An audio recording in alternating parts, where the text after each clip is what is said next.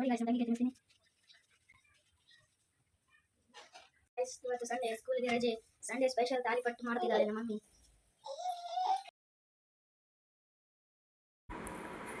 ನಮಸ್ಕಾರ, welcome back to Swarnagowri YouTube channel. ನನ್ನ ಚಾನಲ್ನ ಯಾರೆಲ್ಲ ಸಬ್ಸ್ಕ್ರೈಬ್ ಮಾಡ್ಕೊಂಡಿದ್ದೀರಾ ಅವ್ರಿಗೆಲ್ಲ ಧನ್ಯವಾದಗಳು. ಹಾಗೆ ಇನ್ನೂ ನನ್ನ ಚಾನಲ್ನ ಸಬ್ಸ್ಕ್ರೈಬ್ ಮಾಡ್ಕೊಂಡಿಲ್ಲ ಅಂದರೆ ಮಾಡ್ಕೊಳ್ಳಿ. ಇದು ಸಂಡೇ ಮಾರ್ನಿಂಗ್ ವ್ಲಾಗ್. ಸಂಡೇ ಅಂದರೆ ಸಾಕು, ಫುಲ್ ಲೇಜಿನೆಸ್ ಇರುತ್ತೆ. ಬೆಳಗ್ಗೆ ತುಂಬ ಲೇಟಾಗಿ ಎದ್ದೇಳೋದು. ವಾಕಿಂಗ್ ಕೂಡ ಹೋಗಿಲ್ಲ ಇವತ್ತು. ಇವಾಗ ಸ್ನಾನ ಆಯಿತು, ಪೂಜೆ ಆಯಿತು. ಇವತ್ತು ಅಡುಗೆ ಬೆಳಗ್ಗೆ ಏನು ಮಾಡಬೇಕಂದ್ರೆ ಅನ್ನ ತುಂಬ ಜಾಸ್ತಿನೇ ಉಳಿದ್ಬಿಟ್ಟಿತ್ತು ರಾತ್ರಿದು. ಹಾಗಾಗಿ ಅನ್ನದಿಂದನೇ ತಾಲಿಪಟ್ಟು ಮಾಡಿದ್ರಾಯಿತು ಅಂತ ತಾಲಿಪಟ್ಟು ಮಾಡ್ತಾಯಿದ್ದೀನಿ. ಒಂದು ಮಿಕ್ಸರ್ ಜಾರ್ಗೆ ಸ್ವಲ್ಪ ಕರಿಬೇವು, ಹಾಗೆ ಕೊತ್ತಂಬರಿ, ಮೆಣಸಿನ್ಕಾಯಿ, ಜೀರಿಗೆ, ಒಂದು ಸ್ವಲ್ಪ ಉಪ್ಪನ್ನ ಹಾಕಿ ಮಿಕ್ಸಿಗೆ ಹಾಕ್ಕೋಬೇಕು. ನೋಡಿ ನಾನು ಹಾಕಿದ್ದೀನಿ. ಒಂದು ಸ್ವಲ್ಪ ತರಿಯಾಗೇ ಹಾಕಬೇಕು, ಪೂರ್ತಿ ನೈಸಾಗಿ ಮಾಡಬೇಡಿ. ಹಾಗೆ ಸಬ್ಬಸಿಗೆ ಸೊಪ್ಪನ್ನು ಇಟ್ಕೊಂಡಿದ್ದೀನಿ. ಚಿಕ್ಕದಾಗಿ ಹೆಚ್ಕೊಂಡು ತೊಳೆದು ಇಟ್ಟಿದ್ದೀನಿ. ಆಮೇಲೆ ಚಿಕ್ಕದಾಗಿ ಹೆಚ್ಚಿರೋ ಈರುಳ್ಳಿನೂ ಕೂಡ ಇಟ್ಕೊಂಡಿದ್ದೀನಿ. ಈರುಳ್ಳಿ ಸ್ವಲ್ಪ ಜಾಸ್ತಿನೇ ಹಾಕ್ಕೊಳ್ಳಿ, ಹಾಗಾದರೆ ಟೇಸ್ಟ್ ಚೆನ್ನಾಗಿ ಬರುತ್ತೆ. ನಮ್ಮ ಮನೇಲಿ ಅನ್ನನ ತುಂಬ ಮೆತ್ತಗೆ ಮಾಡೋದು ನಾನು. ನನ್ನ ಮಗಳಿಗೆ ಊಟ ಮಾಡಿಸೋಕ್ಕೋಸ್ಕರ ಸ್ವಲ್ಪ ಮೆತ್ತಗೆ ಮಾಡ್ತೀನಿ. ಹಾಗಾಗಿ ಈ ಥರ ಕೈಯಲ್ಲೇ ಮ್ಯಾಶ್ ಮಾಡ್ಕೋತಾ ಇದ್ದೀನಿ. ನೀವು ಬೇಕಿದ್ದರೆ ಒಂದು ರೌಂಡ್ ಮಿಕ್ಸಿಯಲ್ಲಿ ಹಾಕಿ ಒಂದು ಸ್ವಲ್ಪ ನೀರು ಹಾಕಿ ಮಿಕ್ಸಿ ಮಾಡ್ಕೋಬೇಕು. ನೋಡಿ ತುಂಬ ಮೆತ್ತಗೆ ಮಾಡಿರ್ತೀನಲ್ವ, ಅದಕ್ಕೆ ನಾನು ಮಿಕ್ಸಿ ಮಾಡಿಕೊಡ್ತಾ ಇಲ್ಲ. ಇಲ್ಲಿ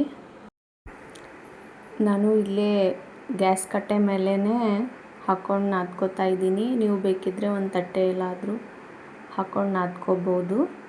ನಾನು ಇಲ್ಲೇ ಮಾಡೋದ್ರಿಂದ ಇಲ್ಲೇ ನಾದ್ಕೋತಾ ಇದ್ದೀನಿ. ಈರುಳ್ಳಿ ಮತ್ತು ಸಬ್ಬಸಿಗೆ ಸೊಪ್ಪನ್ನು ಹಾಕಿದ್ದೀನಿ. ಇವಾಗ ಮಿಕ್ಸರ್ ಮಾಡ್ಕೊಂಡಿದ್ವಲ್ಲ ಆಗಲೇ, ಆ ಪೇಸ್ಟನ್ನು ಕೂಡ ಹಾಕೋತೀನಿ.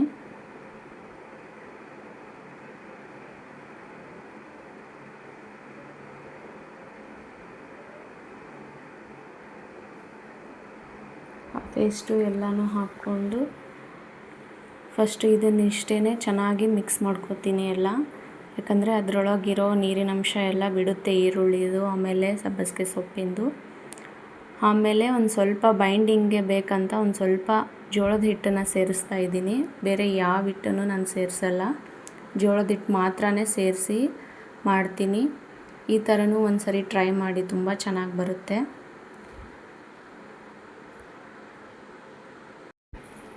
ಇವಾಗ ರುಚಿಗೆ ತಕ್ಕಷ್ಟು ಉಪ್ಪನ್ನು ಸೇರಿಸ್ತಾ ಇದ್ದೀನಿ.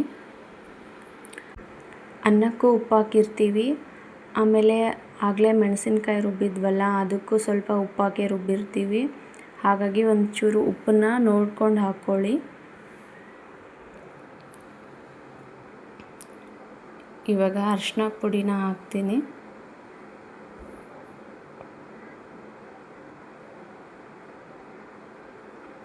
ನೀವು ಬೇಕಿದ್ದರೆ ಒಂದು ಸ್ವಲ್ಪ ಅಚ್ಕಾರದ ಪುಡಿನೂ ಸೇರಿಸ್ಕೊಳ್ಬೋದು.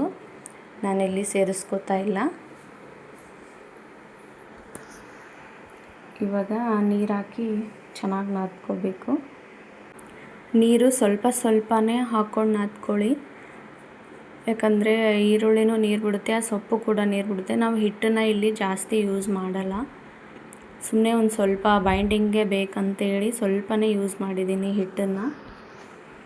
ಹಾಗಾಗಿ ಸ್ವಲ್ಪ ನೀರನ್ನು ನೋಡ್ಕೊಂಡು ಹಾಕ್ಕೊಂಡು ನಾದ್ಕೊಳ್ಳಿ.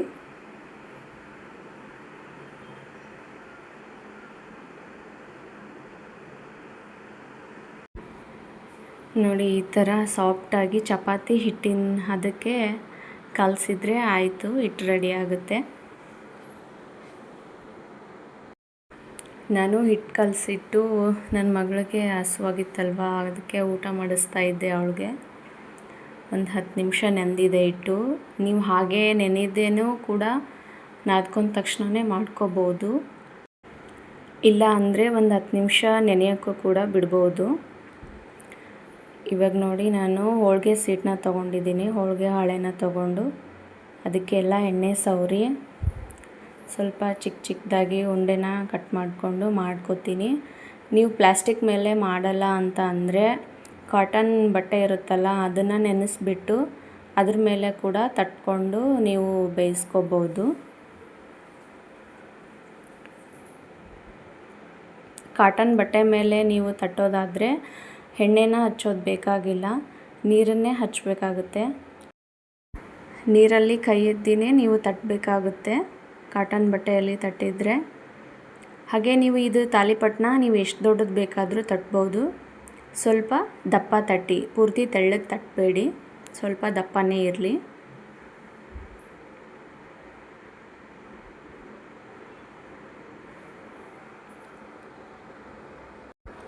ನಾನಿಲ್ಲಿ ಹಂಚನ್ನು ಕಾಯಕ್ಕಿಟ್ಟಿದ್ದೆ, ಹಂಚು ಕಾಯ್ದಿದೆ, ಇವಾಗ ಹಾಕ್ತೀನಿ. ಹಾಕೋಕ್ಕಿಂತ ಮೊದಲಿಗೆ ಒಂದು ಸ್ವಲ್ಪ ಹಂಚಿಗೆ ಎಣ್ಣೆನ ಹಾಕಿ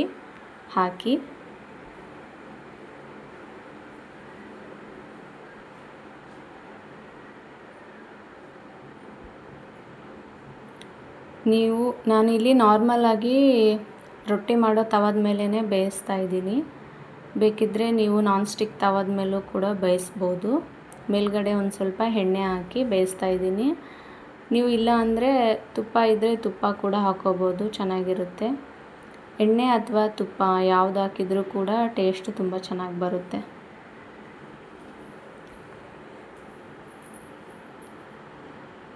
ಇವಾಗ ಒಂದು ಸೈಡ್ ಬೆಂದಿದೆ, ಇದು ತಿರುವಾಗ್ತಾ ಇದ್ದೀನಿ.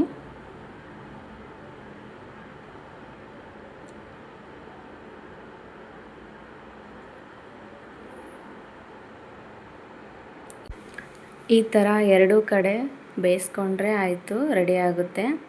ಆದರೆ ಗ್ಯಾಸ್ನ ಸ್ವಲ್ಪ ಲೋ ಫ್ಲೇಮಲ್ಲಿ ಇಟ್ಟೇ ಬೇಯಿಸಿ, ಹೈ ಫ್ಲೇಮಲ್ಲಿ ಇಡಬೇಡಿ. ಹೈ ಫ್ಲೇಮಲ್ಲಿ ಇಟ್ಟರೆ ಏನಾಗುತ್ತೆ ಅಂದರೆ ಮೇಲ್ಗಡೆ ಎಲ್ಲ ಜಲ್ದಿ ಬೇಯುತ್ತೆ, ಒಳಗಡೆ ಬೆಂದಿರೋದಿಲ್ಲ. ಹಾಗಾಗಿ ಗ್ಯಾಸ್ನ ಸ್ಲೋ ಫ್ಲೇಮಲ್ಲಿ ಸ್ಲಿಮ್ಮಲ್ಲಿಟ್ಟೇ ಬೇಯಿಸಿ. ನನ್ನ ಮಗನಿಗೆ ಆಲ್ರೆಡಿ ಹಶ್ವಾಗಿಬಿಟ್ಟಿತ್ತು, ಸಂಡೇ ಇವತ್ತು ಲೇಟಾಗಿ ಬೇರೆ ಎದ್ದಿದ್ದು. ಬಂದು ರೆಡಿ ಆಯ್ತೇನಮ್ಮ ಅಂತ ಕೇಳ್ತಾ ಇದ್ದ. ಇವತ್ತು ಸಂಡೇ, ಸ್ಕೂಲ್ಗೆ ರಜೆ. ಸಂಡೇ ಸ್ಪೆಷಲ್ ತಾಲಿಪಟ್ಟು ಮಾಡ್ತಿದ್ದಾಳೆ ನಮ್ಮ ಮಮ್ಮಿ.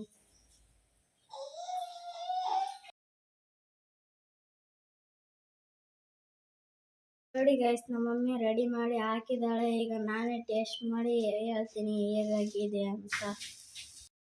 ಹಾಯ್ ಗೈಸ್, ನಮ್ಮ ಮಮ್ಮಿ ಮಾಡಿ ಹಾಕಿಕೊಟ್ಟಿದ್ದಾಳೆ. ಇವಾಗ ಟೇಸ್ಟ್ ಮಾಡಿ ಹೇಳ್ತೀನಿ ಹೇಗಾಗಿದೆ ಅಂತ.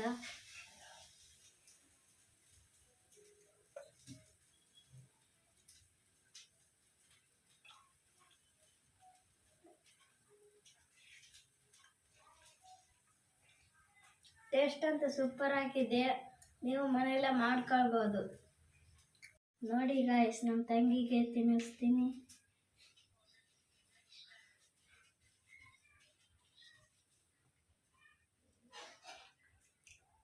ಇನ್ನೂ ಟೇಸ್ಟ್ ಇದೆ. ನಮ್ಮ ಮಮ್ಮಿ ಮಾಡ್ತಾ ಇದ್ದಾಳೆ ಇವಾಗ.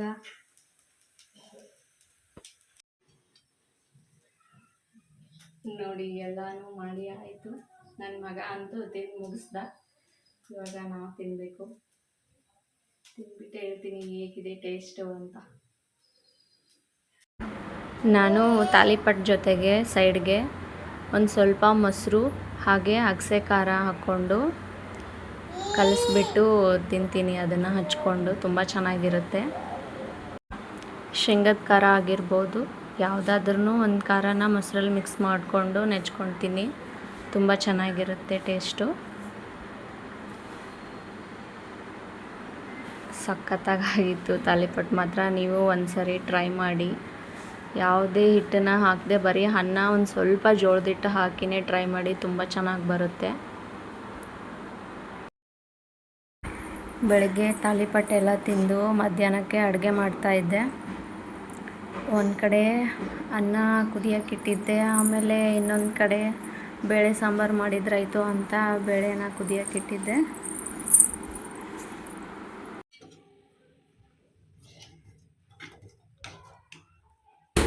ನೋಡಿ ಸಾಂಬಾರು ಕೂಡ ರೆಡಿ ಆಯಿತು. ಪಾಲಕ್ ಸೊಪ್ಪಿತ್ತು ಮನೆಯಲ್ಲಿ, ಹಾಗಾಗಿ ಪಾಲಕ್ ಸೊಪ್ಪು ಹಾಕಿ ಸಾಂಬಾರು ಮಾಡಿದೆ. ಇದಿಷ್ಟು ಸಂಡೇ ದಿನದ ಬೆಳಗಿನ ದಿನಚರಿ. ಹಾಗೆ ಸಾಯಂಕಾಲದ್ದು ಕೂಡ ವಿಡಿಯೋ ಮಾಡ್ಕೊಂಡಿದ್ದೀನಿ, ಅದನ್ನು ನಾಳೆ ಅಪ್ಲೋಡ್ ಮಾಡ್ತೀನಿ. ಹಾಲಿಂದ ಜಾಸ್ತಿ ಕೆನೆ ಹೇಗೆ ತೆಗಿಬೇಕು, ಆಮೇಲೆ ಅದರಿಂದ ಹೇಗೆ ತುಪ್ಪ ಕಾಯಿಸ್ಬೇಕು ಬೆಣ್ಣೆ ತೆಗೆದು ಅಂತೇಳಿ ಎಲ್ಲ ಆ ವಿಡಿಯೋನ ಶೇರ್ ಮಾಡ್ತೀನಿ. ಕೊನೆ ತನಕ ವಿಡಿಯೋನ ನೋಡಿ ಸಪೋರ್ಟ್ ಮಾಡಿದ್ದಕ್ಕೆ ಧನ್ಯವಾದಗಳು. ಹಾಗೆ ನಿಮಗೆ ಇಷ್ಟ ಆಗಿದ್ದರೆ ಲೈಕ್ ಮಾಡಿ. ಇನ್ನೂ ನನ್ನ ಚಾನಲ್ನ ಸಬ್ಸ್ಕ್ರೈಬ್ ಮಾಡ್ಕೊಂಡಿಲ್ಲ ಅಂದರೆ ಸಬ್ಸ್ಕ್ರೈಬ್ ಮಾಡ್ಕೊಳ್ಳಿ. ಮತ್ತು ನೆಕ್ಸ್ಟ್ ವಿಡಿಯೋದಲ್ಲಿ ಸಿಗ್ತೀನಿ. ಬಾಯ್.